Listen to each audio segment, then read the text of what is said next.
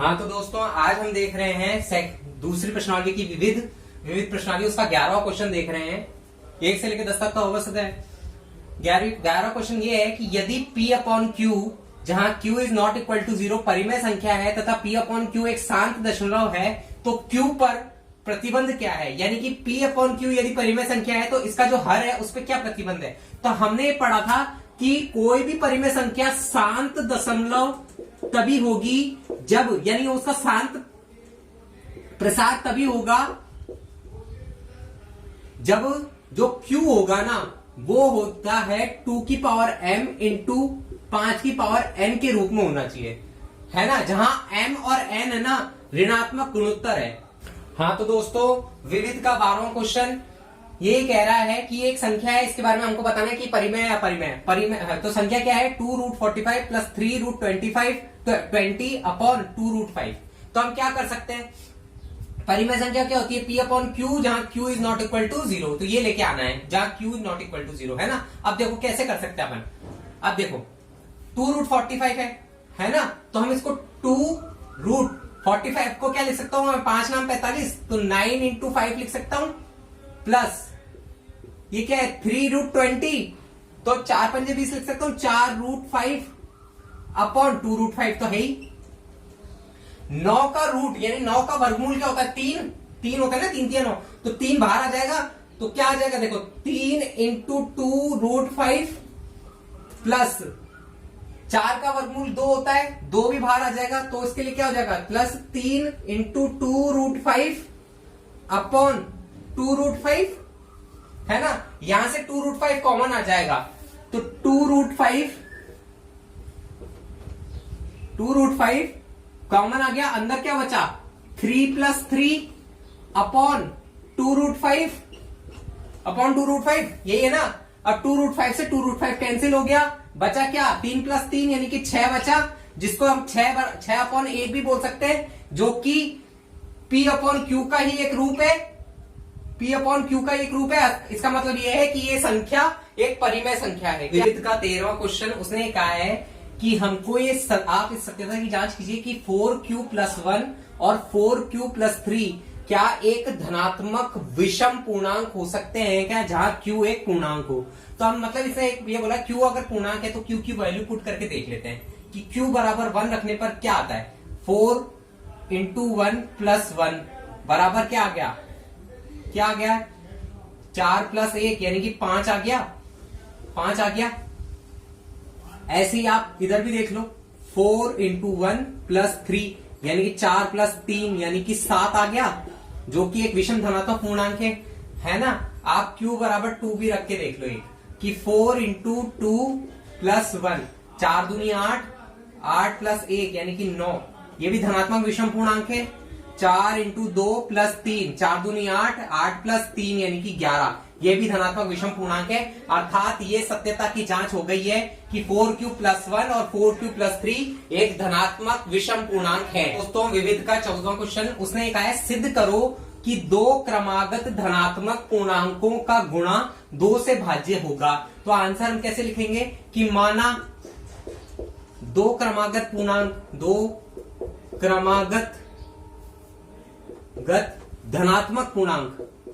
धनात्मक पूर्णांक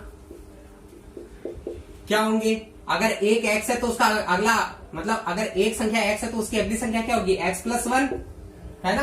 तो उसने बोला है कि x इंटू x प्लस 1 बराबर जो भी होगा वो 2 से भाज्य होगा, उसने ये कहा है ना। x और x प्लस 1 का जो गुणा होगा ना वो 2 से हमेशा भाज्य होगा। तो ये देख लेते हैं x बराबर 1 रखने पर तो कर लो 1 इंटू 1 प्लस 1 यानी कि 1 इंटू 2 यानी कि 2 आ गया, है ना, जो कि 2 से भाज्य है। ऐसे ही आप एक बार और करके देख लो x बराबर 2 रखने पर किसमें x इंटू एक्स प्लस 1 में, ठीक है ना। इसमें रख के देखो कि क्या आएगा 2 इंटू 2 प्लस 1 यानी कि 2 3 6, 2 इंटू 3 यानी कि 2 3 6 भी 2 से भाज्य है ना।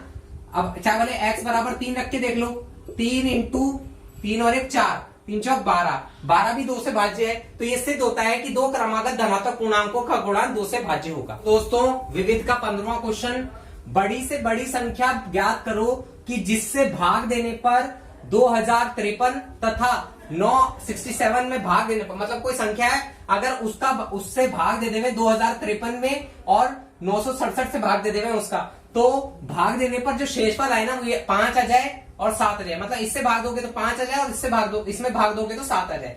तो कैसे निकालेंगे? तो सबसे पहले सिंपल सी बात, भैया शेषफल 5 बच रहा है, तो अगर मैं 2053 में भाग देने पर, जैसे समझ लो अगर मैं x से भाग दे दूं, वो संख्या अगर x है और शेषफल हमारे पास क्या बच रहा है 5, है ना, 5 शेषफल बच रहा है। अगर मैं 5 को इसमें से घटा दूं तो पूरा भाग चला जाएगा ना, पूरा भाग चला जाएगा। तो मैं क्या करता हूं, देखो मैं क्या करता हूं, इसमें से 5 माइनस कर देता हूं, 2053 में से 5 माइनस कर देता हूं, कितना आएगा? 53 में से 5 घटा दो, कितना आया? 48, 2048, है ना। ऐसे ही 967 में से अगर मैं 7 घटा दूं तो उस संख्या का पूरा भाग चला जाएगा 960 में, पूरा भाग चला जाएगा। अब एक बात बताओ, इस संख्या में भी पूरा भाग जा रहा है, इस संख्या में भी पूरा भाग जा रहा है उसका, तो आपको इन दोनों का HCF निकाल लो। क्या बोला है उसने? वह बड़ी से बड़ी संख्या बताओ जिससे इन दोनों का भाग चला जाए और शेषफल 5 और 7 बचे। तो हमने 5 और 7 माइनस कर दिया, पूरा भाग चला जाएगा। तो दोनों का HCF निकाल लो। कैसे निकालोगे? अभाज्य गुणनखंड कर लो दोनों के, 2048 के करो पहले। तो 2 से 2 एकम 2 0, 2 चौक 8, 2 दूनी 4, 2 चौक 8, फिर 2 से 2 पंजे 10, 2 एकम 2, 2 दूनी 4, फिर 2 से 2 दूनी 4, 2 पंजे 10, 2 छिंग 12, है ना। हाँ सही है। फिर 2 से 2 एकम 2, 2 दूनी 4, 2 अट्ठे 16, 2 से 2 छिंग 12, 2 चौक 8, 2 से 2 तिया 6, 2 दूनी 4, 2 से 2 एकम 2, 2 छिंग 12, 2 से 2 अट्ठे 16, 2 से 2 चौक 8, 2 से 2 दूनी 4, 2 से 2 एकम 2, ठीक है ना। अब देखो 960 का मैं यही कर देता हूं, 960, 2 से 2 दूनी 4, 2 चौक 8, 2 अट्ठे 16, 0, 2 से 2 दूनी 4, 2 चौक 8, 0, 2 से 2 एकम 2, 2 दूनी 4, 0, 2 से 2 छिंग 12, 0, 2 से 2 तिया 6, 0, 2 से 2 15 दूनी 30, 3 से 3 पंजे 15, 5 से 5 एकम 5। अब देखो HCF क्या होता है? हाईएस्ट कॉमन फैक्टर, मतलब अधिकतम क्या कॉमन आ सकता है इसमें। देखो कितने दो हैं यहाँ पे, 1 2 3 4 5 6, यहाँ पे 6 से ज्यादा है तो यहां से भी कॉमन निकाल लो, 1 2 3 4 5 6, है ना। 6 के बाद में भी सारे 2 हैं, 3 और 5 है यहाँ पे, तो हमारे पास 6 है ना। HCF जो होगा इसका क्या आएगा? 2 into 2 into 2 into 2 into 2 into 2, है ना। तो 2 दूनी 4, 4 दूनी 8, 8 दूनी 16, 16 दूनी 32, 32 दूना 64।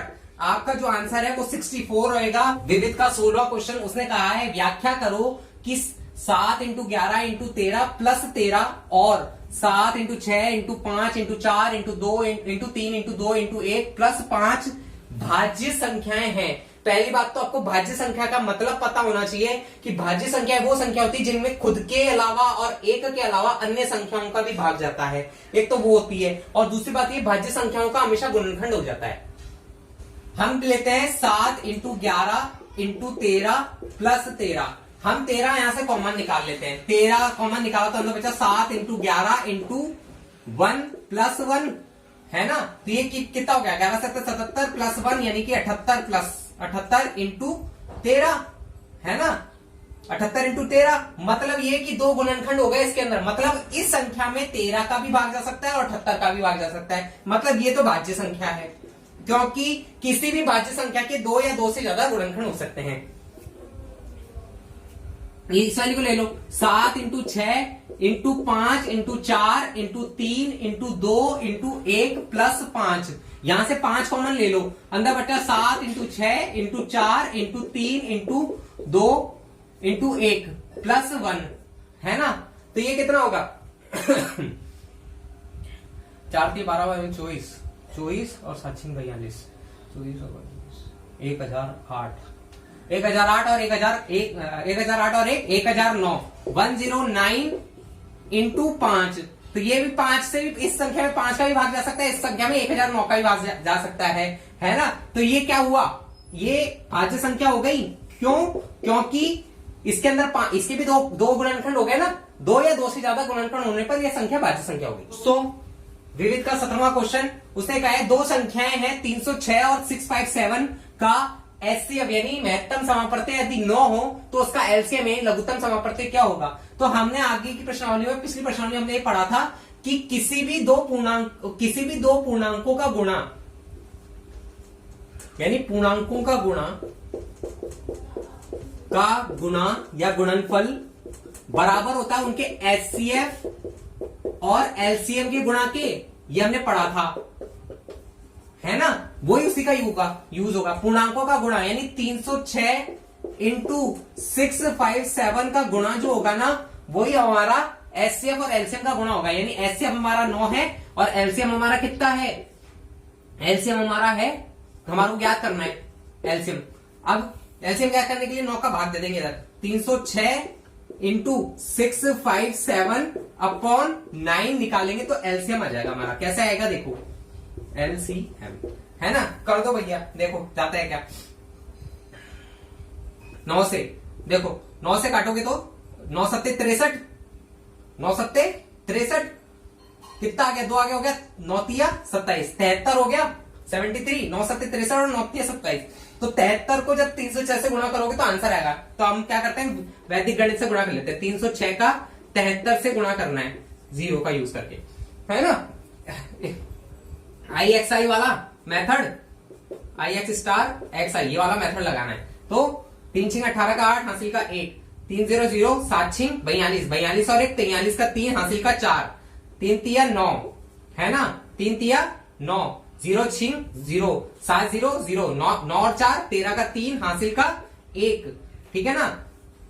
अब स्टार खत्म हो गया, अब ये वाला 3 सत्ते 21, 0 0 0 हो गया। तो 21 और 1 22 का 2 हासिल का 2। अब 3 0 0 तो 22, ये जो हासिल का 2 है, 0 से 0 घट गया, ये 2 का 2 ऐसे कैसे हो जाएगा। तो 22 338 आपका आंसर आएगा, 22 338 आपका एलसीएम। अब देखो 18वां क्वेश्चन है विविध का, उसने कहा है एक आयताकार बरामदा है, वो उसकी लंबाई है 18 मीटर और 72 सेंटीमीटर। हम इसको दोनों को सेंटीमीटर में कन्वर्ट कर लेते हैं। तो लंबाई हो गई 1872 सेंटीमीटर और चौड़ाई यानी कि ब्रेथ हो गई 1320 में, 13 मीटर 20 सेंटीमीटर है तो इसको 1320 सेंटीमीटर कह देते हैं। उसने कहा है कि इस बरामदे के अंदर वर्गाकार टाइलें लगाएं, समान विमाओं वाली वर्गाकार टाइलें लगाने पर उनकी संख्या बताने की, टाइलों की न्यूनतम संख्या बताइए कि कितनी टाइलें लगा सकते हैं। तो सबसे पहले एक बात यह है कि बरामदा जो होता है वो आयताकार है, तो उसका जो क्षेत्रफल क्या होगा, लंबाई इंटू चौड़ाई यानी कि 1872 इंटू 1320, इसी में लगेगी, इसी में टाइलें लगेगी। तो कितनी टाइलें लग सकती हैं, तो सबसे पहली बात आप इन दोनों का एचसीएफ निकाल लो सबसे पहले। तो कैसे निकालेंगे, देखो यहाँ पे 1872 2 नाम 18, 2 तिया 6, 2 छिंग 12, 2 से 2 चौक 8, 2 चौक 8, 2 छिंग 12, 2 अट्ठे 16, 2 से 2 दूनी 4, 2 तिया 6, 2 चौक 8, 2 से 2 एकम 2, 2 एकम 2, 2 सत्ते 14, है ना।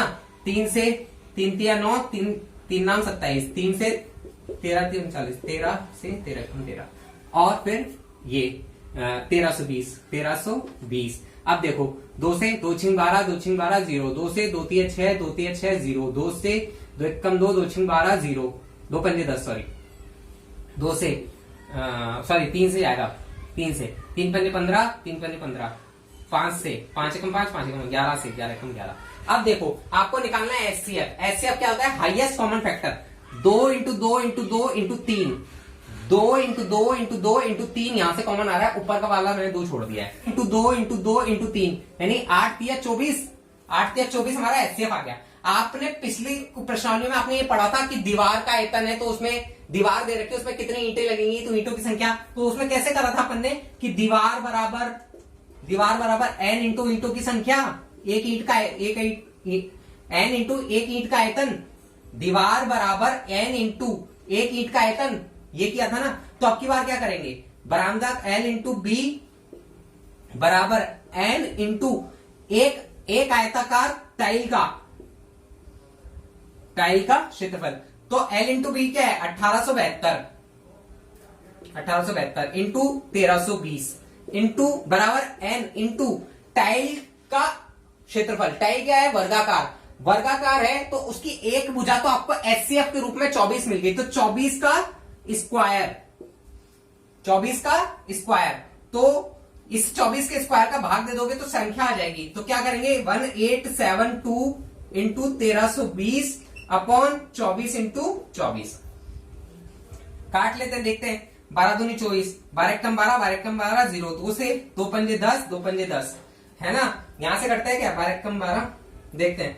12 दूनी 24, 12 से काटते हैं। 12 एकम 12 कितना आ गया? 6 आ गया ना। 12 पंजे 60, 12 छिंग 12 पंजे 60, 12 छिंग 72, 2 से काट दो, 2 सत्ते 14, 2 अट्ठे 16, है ना। 78 को 55 से इंटू कर लो, 78 इंटू 55, है ना।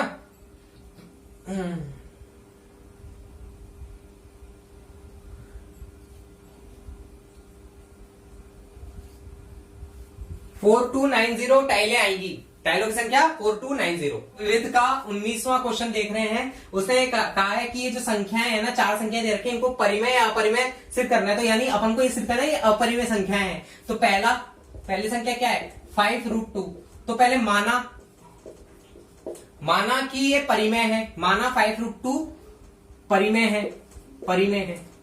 पहले मान लेते हैं, फिर अपरिमेय सिद्ध करेंगे ना। परिमेय है तो इसका मतलब P अपॉन Q बराबर 5√2, ठीक है ना। 5√2।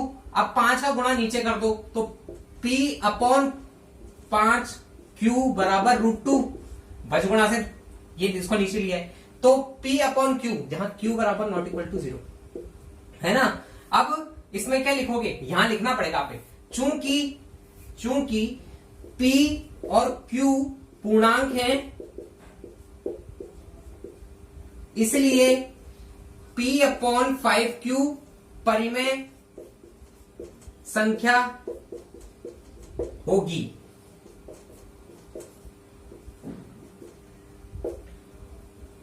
अतः यदि P अपॉन 5Q परिमेय है,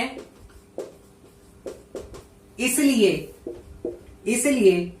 √2 भी परिमेय होगी, बस, जो कि गलत है। हम जानते हैं कि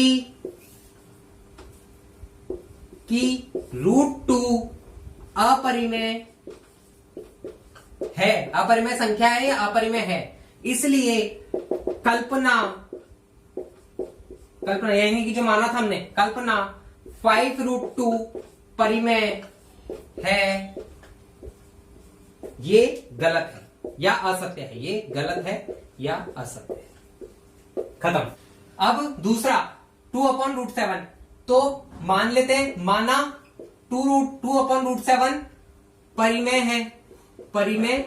है, तो P अपॉन Q बराबर 2/√7, जहां Q is not equal to 0 और Q और P दोनों पूर्णांक है ना। तो अब वज्रगुणा कर लो, तो वज्रगुणा करने पर क्या आएगा? √7 बराबर twice of Q upon P, यह आएगा। इसलिए चूंकि P और Q पूर्णांक हैं, इसलिए 2Q अपॉन P परिमेय संख्या है या परिमेय है। इसलिए 2Q अपॉन P यदि परिमेय है, तो √7 भी परिमेय संख्या होगी या परिमेय होगी, जो कि गलत है।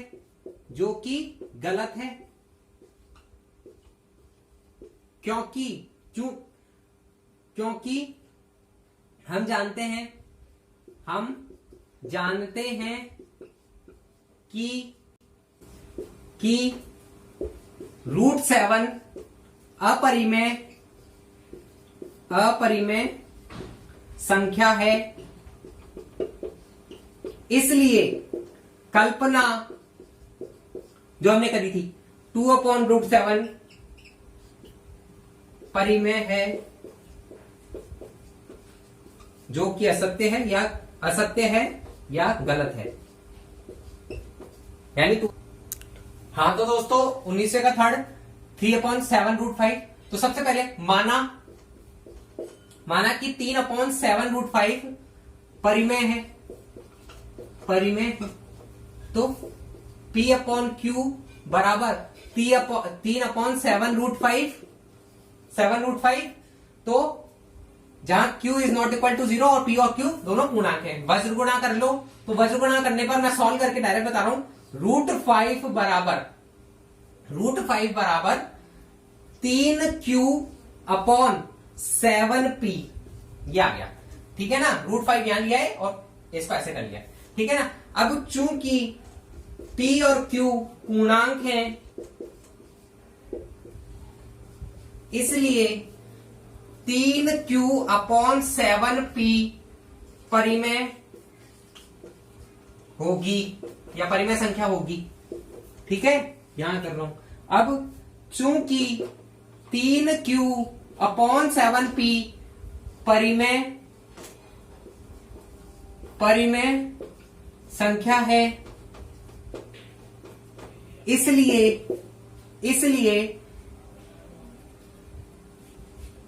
√5 भी परिमेय होगी, जो कि गलत है, क्योंकि हम जानते हैं कि √5 अपरिमेय संख्या है या अपरिमेय है, इसलिए कल्पना 3/7√5 परिमेय है, असत्य है या गलत है?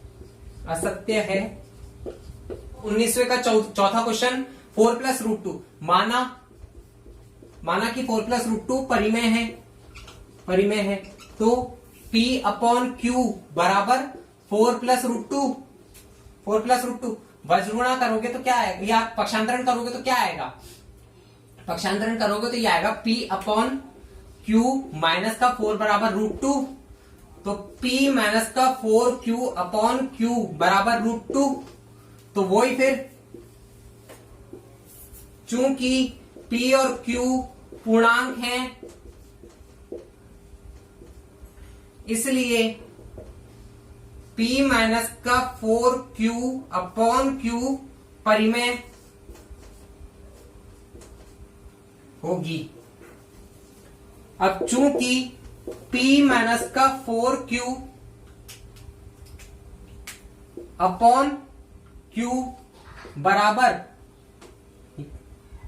P माइनस का 4Q/Q परिमेय है, इसलिए √2 भी परिमेय होगी, जो कि गलत है,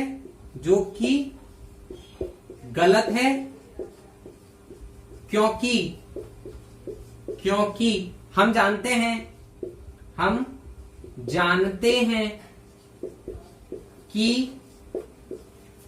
√2 अपरिमेय संख्या होती है। अतः कल्पना जो हमने करी थी 4+√2 परिमेय है, जो कि असत्य है या गलत है? जो कि असत्य है। यानी विविध का 20वां क्वेश्चन है, उसके अंदर 2 क्वेश्चन है, पहला और दूसरा। इसमें ये दोनों संख्याएं हैं, इनके हर के अभाज्य गुणनखंड के बारे में आप क्या कह सकते हैं, क्या व्याख्या कर सकते हैं। तो पहली जो संख्या है वो है 34.12345। तो इसके बारे में हम क्या कह सकते हैं कि 34.12345 में पॉइंट हटा के हम कितने जीरो लगाएंगे नीचे, 1 2 3 4 5 जीरो आ गए। तो हम इसको क्या कह सकते हैं 34.12345 अपॉन 2 की घात 5 इंटू 5 की घात 5, है ना। जितने जीरो होते हैं ना उतनी घात लगाया करो, है ना। हाँ, तो ये हो गया। तो ये किसके स्वरूप में आ गया, ये दो, इसका जो हर है, हर की व्याख्या करनी है, हर के अभाज्य गुणनखंड की व्याख्या। तो ये 2 की घात m इंटू 5 की घात n का स्वरूप है, यानी कि ये शांत दशमलव प्रसार है, शांत दशमलव प्रसार है, शांत दशमलव प्रसार है। अतः यह संख्या शांत आवर्ती है या शांत प्रवृत्ति की है। अब सेकंड वाली जो संख्या है वो क्या है, 43.123456789 पे बार है। बार मतलब इसकी बार बार आवृत्ति हो रही है। तो इसकी आवृत्ति हो रही है तो ये शांत दशमलव की हो ही नहीं सकती, ये अशांत प्रवृत्ति की है, प्रवृत्ति की होगी। ये दशमलव प्रसार इसका अशांत प्रवृत्ति का होगा। तो इसका जो हर होगा ना वो 2 की पावर m इंटू 5 की पावर n का स्वरूप नहीं होगा, नहीं होगा। बस यही।